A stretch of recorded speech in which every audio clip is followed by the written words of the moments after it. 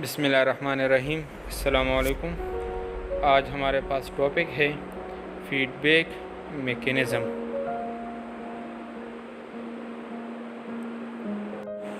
Feedback mechanism हमारे पास एक ऐसा प्रोसेस है, the mechanism in which controlling mechanism is itself controlled by product of reaction it is controlling is known as feedback mechanism. इसका ये मतलब है कि अगर आप लोग इस रिएक्शन को देखते हैं तो हमारे पास सबस्ट्रेट है A+B और रिज़ल्ट में फिर हमारे पास प्रोडक्ट बन रहा है C, लेकिन इस रिएक्शन को कंट्रोल किया हुआ है एक कंट्रोलिंग मैकेनिज़्म ने, एंड दैट इज़ एंजाइम। सही, यहाँ पे हमारे पास एंजाइम है कंट्रोलिंग मैकेनिज़्म, C हमारे पास प्रोडक्ट्स है। अब होता क्या है कि जब हमारे पास इसी रिएक्शन का प्रोडक्ट जो C है, यही C इस एंजाइम को, इस कंट्रोलिंग मैकेनिज़्म को कंट्रोल करे, तो ऐसे प्रोसेस को हम कहते हैं फीडबैक मैकेनिज़्म। अब देखें, यहाँ पे हमारे पास लिविंग ऑर्गेनिज्म में अगर हम सबस्ट्रेट और प्रोडक्ट लेते हैं, क्या कंडीशन है हमारे पास? ग्लूकोज जब ज़्यादा होता है तो हमारी बॉडी इसी ग्लूकोज को ग्लाइकोजन में चेंज करती है। अगेन यहाँ पे जो कंट्रोलिंग मैकेनिज़्म है वो एंजाइम, और ग्लाइकोजन हमारे पास है प्रोडक्ट। लेकिन जब ग्लूकोज ग्लाइकोजन में कन्वर्ट होता रहेगा और ग्लूकोज लेवल नॉर्मल हो जाए, तो इसके बाद और ग्लूकोज ग्लाइकोजन में फिर कन्वर्ट नहीं होता। फिर क्या होता है कि यही ग्लाइकोजन जो प्रोडक्ट है, यही ग्लाइकोजन इसी एंजाइम के साथ अटैच हो जाता है। तो जैसे ग्लाइकोजन एंजाइम के साथ अटैच हो जाता है, चूँकि एंजाइम एक कंट्रोलिंग मैकेनिज़्म है, तो ग्लाइकोजन के अटैच होने की वजह से एंजाइम इनएक्टिव हो जाता है। अच्छा, अब हम आते हैं फीडबैक मैकेनिज़्म की टाइप्स की तरफ। हमारे पास फीडबैक मैकेनिज़्म की 2 टाइप्स है। The first type is negative feedback mechanism और second type is positive feedback mechanism. चाहे हमारे पास है नेगेटिव फीडबैक मैकेनिज़्म, चाहे हमारे पास है पॉजिटिव फीडबैक मैकेनिज़्म, दोनों का रिज़ल्ट हमारे पास होम्योस्टेसिस होगा। हाँ, इसमें कुछ पॉजिटिव फीडबैक में कुछ एक्सेप्शंस है जिसमें हम हमेशा हमारे पास होम्योस्टेसिस नहीं होता, वो फिर हम बाद में पढ़ेंगे। अच्छा, अगर हम नेगेटिव फीडबैक मैकेनिज़्म की तरफ आते हैं, so it result in the reversal of direction of change, कि जब नेगेटिव फीडबैक मैकेनिज़्म होगा तो जो चेंज हमारे पास आया होता है उसका डायरेक्शन रिवर्स हो जाता है। एग्ज़ाम्पल के थ्रू हम समझते हैं कि इसका मतलब क्या है। अच्छा, उसी स्टेटमेंट को सामने रखते हुए हम नेगेटिव फीडबैक मैकेनिज़्म को एक्सप्लेन करेंगे कि it always result in the reversal of direction of change.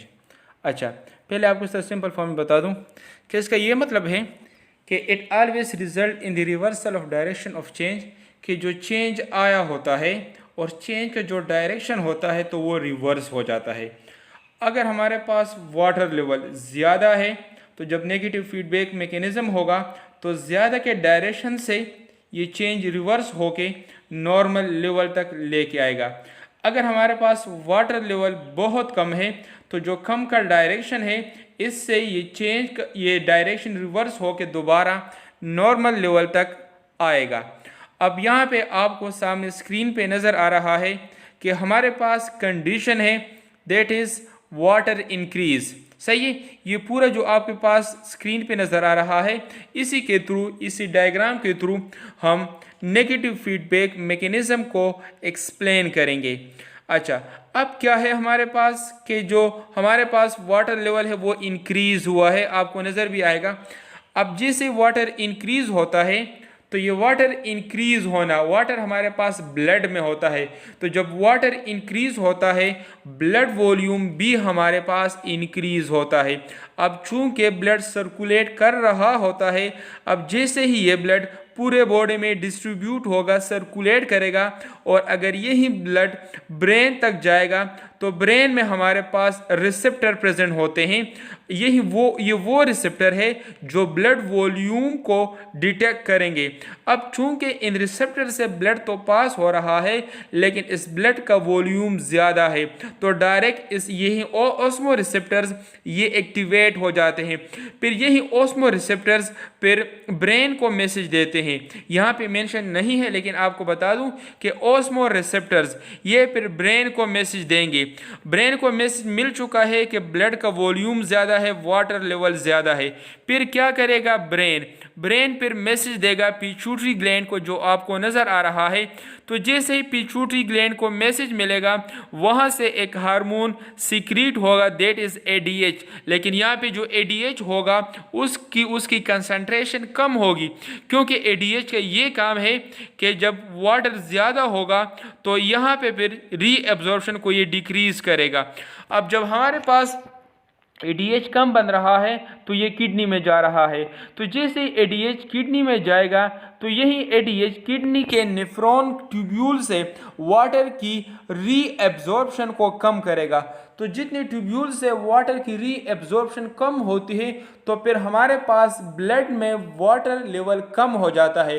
तो जब यहाँ पे वाटर लेवल कम हो जाएगा तो अगेन जो वॉल्यूम ज़्यादा हुआ था वाटर की कंसंट्रेशन की वजह से अब यही ब्लड वॉल्यूम दोबारा डिक्रीज होगा, मतलब इंक्रीज लेवल से नॉर्मल लेवल तक लेके आएगा। तो जैसे हमारे पास रीएब्जॉर्प्शन कम होगी तो रिजल्ट में हमारे पास वाटर लेवल नॉर्मल हो जाएगा, और जो रीएब्जॉर्प्शन कम होगी रिजल्ट में फिर हमारे पास यूरिन की प्रोडक्शन इंक्रीज हो जाएगी। अब यहाँ पे देखें वाटर लेवल का इंक्रीज होना, इंक्रीज लेवल में इसकी डायरेक्शन है, लेकिन जब इंक्रीज लेवल से ये दोबारा नॉर्मल लेवल तक लेके आ रहा है तो अगेन जो चेंज का डायरेक्शन है वो हमारे पास रिवर्स हो रहा है। तो इस वजह से मैंने आपको बताया हुआ था कि नेगेटिव फीडबैक मैकेनिज्म में चेंज का डायरेक्शन रिवर्स हो जाता है। या हम इसी एग्जाम्पल को दूसरे लेवल पे भी एक्सप्लेन कर सकते हैं कि अगर हमारे पास बॉडी में वाटर लेवल कम है, इट्स मीन के वाटर लेवल कम है तो ब्लड का वॉल्यूम भी कम होगा। अब ब्लड के वॉल्यूम को इंक्रीज करना है ताकि पूरे बॉडी में ब्लड को डिस्ट्रीब्यूट सर्कुलेट कर सके और मटीरियल हर सेल हर टिश्यू तक ट्रांसपोर्ट हो सके। फिर क्या होगा जब वाटर लेवल डिक्रीज होता है, अब यही वाटर लेवल जो डिक्रीज है, ब्लड वॉल्यूम कम है, तो जैसे ही ये अपने रिसेप्टर सेट पास होता है तो इनके रिसेप्टर एक्टिवेट हो जाते हैं। इनको मैसेज मिल जाता है कि ब्लड तो पास हो रहा है लेकिन यहाँ पे ब्लड वॉल्यूम वाटर लेवल कम है। अब यही रिसेप्टर अगेन वही कंडीशन इंटीग्रेटर को, कंट्रोल सेंटर को मैसेज देते हैं, दैट इज ब्रेन, जो यहाँ पे मेंशन नहीं है। तो जैसे ही ब्रेन को मैसेज मिल जाता है अब यही ब्रेन होगा जो इस टाइम पिट्यूटरी ग्लैंड को मैसेज देगा, लेकिन यहाँ पे जो मैसेज देगा that is for the more secretion of ADH। यहाँ पे हमारे पास ADH की सिक्रीशन ज़्यादा हो जाएगी। तो जैसे ADH की सिक्रीशन ज़्यादा हो जाएगी तो यही ADH ब्लड के थ्रू आएगा किडनी में, और किडनी ट्यूब्यूल से वाटर की रीएब्जॉर्प्शन को इंक्रीज करेगा। हमारे पास किडनी में कलेक्टिंग डक्ट्स होते हैं, डिस्टल कन्वोलेटेड ट्यूब्यूल्स होते हैं, तो यही वो ADH होगा जो डिस्टल कन्वोलेटेड ट्यूब्यूल से वाटर को रीएब्जॉर्ब करके ब्लड में एंटर करेगा। इसी तरह कलेक्टिंग डक्ट से वाटर को रीएब्जॉर्ब करके ब्लड में एंटर करेगा। तो जैसे ब्लड में वाटर एंटर होगा तो ब्लड में वाटर लेवल नॉर्मल हो जाएगा और ब्लड वॉल्यूम भी हमारे पास इंक्रीज हो जाएगा। लेकिन यहाँ पे भी आपको पता होना चाहिए कि जब हमारे पास रीएब्जॉर्प्शन ऑफ वाटर इंक्रीज होती है तो रिजल्ट में फिर हमारे पास रिजल्ट में हमारे पास यूरिन की प्रोडक्शन भी कम हो जाती है। तो इस वजह से यहाँ पे जो हार्मोन है ADH, anti diuretic, anti means के अगेंस्ट डायूरेटिक यूरिन प्रोडक्शन, तो यहाँ पे हमारे पास एंटी यूरिन, यहाँ पे हमारे पास यूरिन की प्रोडक्शन डिक्रीज हो जाती है। यूरिन की प्रोडक्शन डिक्रीज हो रही है लेकिन वाटर लेवल हमारे पास नॉर्मल हो रहा है।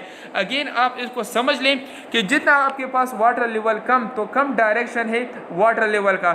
जब ADH बन जाता है तो फिर हमारे पास वाटर लेवल कम डायरेक्शन से रिवर्स होकर नॉर्मल लेवल तक आ जाता है। और अगेन यही हमारा स्टेटमेंट था कि यहाँ पे हमारे पास चेंज का डायरेक्शन रिवर्स हो जाता है। तो ये रहा हमारे पास आज का topic, that is negative feedback mechanism.